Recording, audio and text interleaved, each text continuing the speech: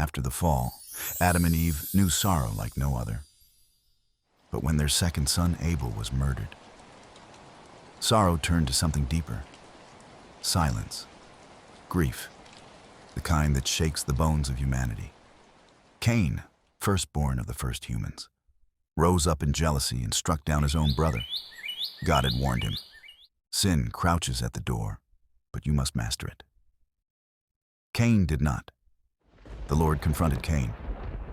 "Where is your brother?" he asked.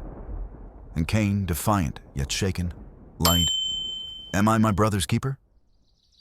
But God already knew. The earth itself had cried out. Abel's blood had a voice.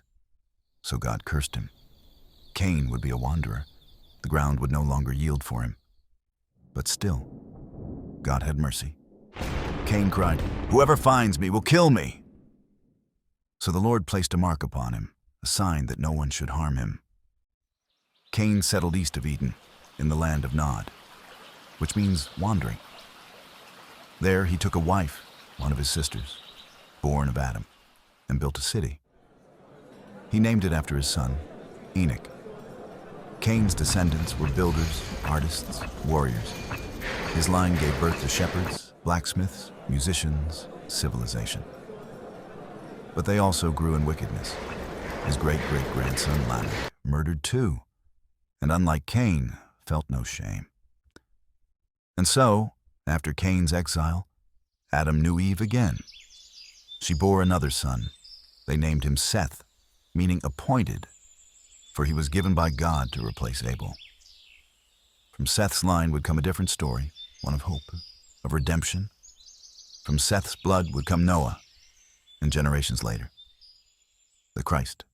2 lines, 2 legacies, one marked by a curse, the other by a promise. And so the world was divided, not by race or wealth or might, but by the path chosen, the way of Cain, or the way of faith. The mark of Cain was not just on his skin, it was in his heart. But even in judgment, God left the door of mercy open. He still does. Choose the path of righteousness. Walk with God.